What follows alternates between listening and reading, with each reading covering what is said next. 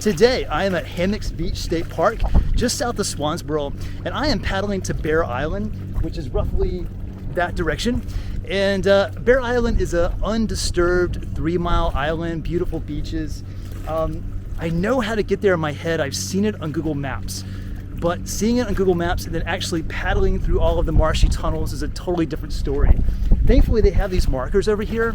The middle one here, the white one, represents Bear Island, so we're going to be following that one.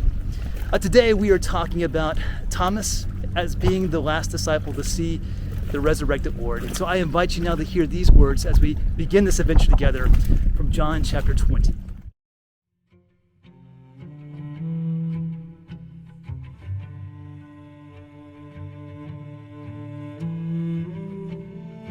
Now Thomas, one of the 12, was not with the disciples when Jesus came. So the other disciples told him, "We have seen the Lord." But he said to them, "Unless I see the nail marks in his hands, and put my finger where his nails were, and put my hand into his side, I will not believe." A week later, his disciples were in the house again, and Thomas was with them.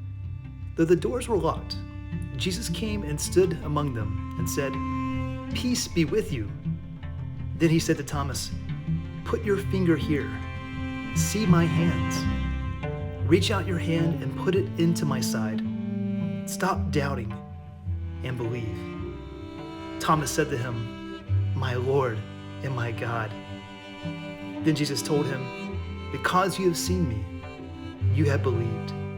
Blessed are those who have not seen and yet have believed." Thomas was the last disciple out of the tomb.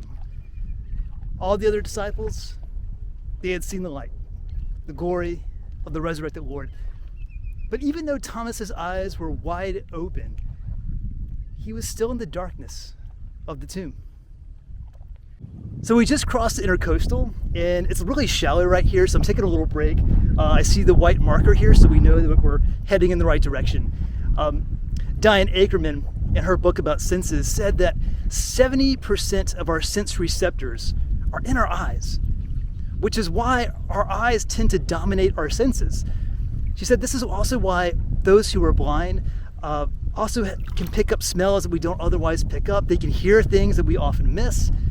It's also why those who are blind are very slow to judge others. We see a political bumper sticker on the back of someone's car, and we already assume we know who they are. They're a socialist, they're a racist.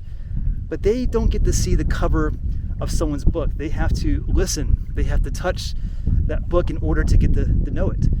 Could it be that we are relying too much on our eyes? Are we trusting our eyes too much, as Thomas was in this story? There is a reason why we close our eyes when we pray. The beginning of the prayer to the very end, in that time, is supposed to be a transformation. The darkness of the tomb transforms into the darkness of the womb. The darkness of death transforms into the darkness of rebirth, so that when your eyes open again, you may be reborn.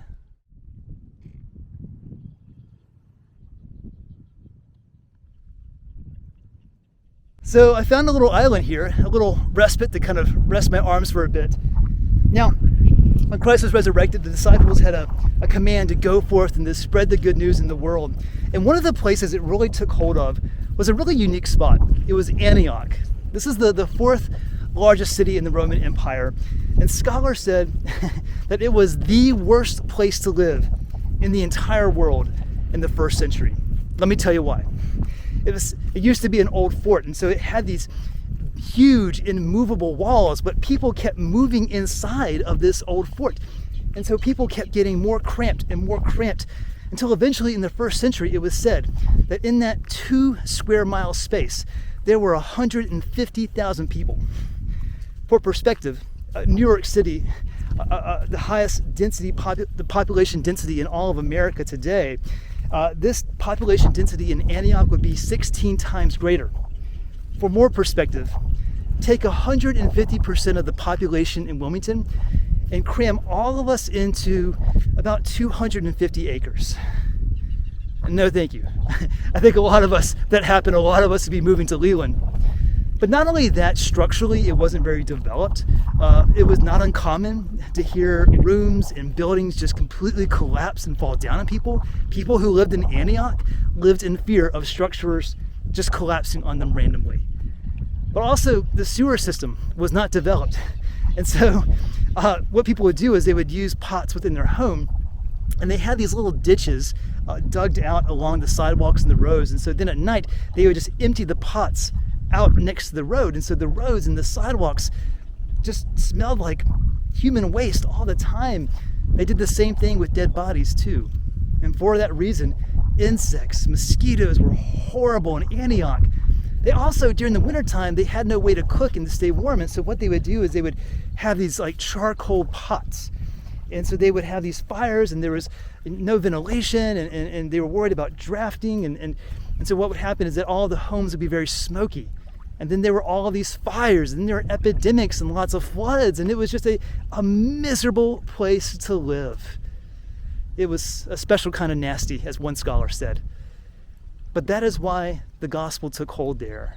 That's why the good news took hold. It's because Christians came and gave them a new vision for the world. To the homeless, they gave them charity. To the orphans and the widows, they gave them family. To those who were ravaged by epidemics and fires and floods, they gave them nursing. They gave them a new vision. The darkness of the tomb became the darkness of the womb. Okay, I'm taking a little break again, and I'm at another marker here. It's telling me to go straight this way. I think Bear Island is a straight shot this direction. I can hear the ocean, so I know we're getting pretty close. Maybe you've heard the story about Thomas Monahan. He was the owner of the Detroit Tigers baseball team, but also the owner of Domino's Pizza. And he was building a mansion one time in Fort Lauderdale, Florida. It was his dream to build a home there, to build a great big mansion. And the whole community was excited about it. They had heard about it, and they were excited to see what this spare no expense mansion would look like. I mean, after all, he was worth $1 billion. And so he gets the plans together. It's going to be 22,000 square feet, over $5 million. He breaks ground. The project is roaring. The community, they're going by every day watching this thing progress. And then all of a sudden, the construction stops. And nobody knows why. I mean, he didn't die. He's still alive. He clearly didn't run out of money. He's worth $1 billion. So what happened? Finally, the local paper got the gumption of calling him up one day and simply asking him why did the home stop building? And he said that he had just finished reading Mere Christianity by C.S. Lewis. And there was a section in there about pride, that pride was a sin. And he said he felt convicted, and he realized all of a sudden that he was building this home still to show everyone else how successful he was. He said this home was a monument to pride. It reminds me of what the 14th century mystic Eckhart said: your faith doesn't grow through addition but by subtraction. That's not always true, but in this case it was. He also said that in his faith, he was really good at doing the small things but failing at doing the big things, which I think is a really good indictment of how a lot of us practice our faith. We focus on doing the Christian small things, but we neglect to be generous.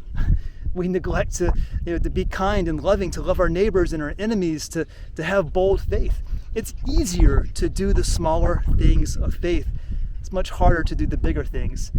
Thomas Monahan was doing the big things. That's what going from the darkness of the tomb to the darkness of the womb is all about. It's having a bigger vision for your life. Okay, we're in the home stretch now. Bear Island is just right here, and I'm just kind of walking the kayak along here because we're getting so close, it's getting really shallow. Now my son Boone, his favorite game right now is hide and go seek. Anytime we walk into a room, he immediately goes to hide, usually behind a door, and he'll stand behind the door and he'll giggle, waiting for me to come find him. But if we go into my bedroom, he'll immediately go into my wife's closet. He'll shut the door behind him. He can't reach the light switch, so he just goes into a dark room. He's not afraid of the dark yet. And he'll just stand behind the door, waiting for me to open her closet door so I can find him. It's really cute. But if I don't go in the room, he'll just come on out like nothing ever happened. Because the whole point for him To go into the darkness is to be found. I wonder what darkness some of you are going through. The whole point of being in the darkness is to be found. God is like a hunter who never wastes any of the food that he kills. God never wastes the darkness that we go through. The good news is that all darkness will be redeemed. The darkness of the tomb will eventually become the darkness of the womb, the darkness of new birth. Okay, all we have to do now is cross the bay, and then we're there.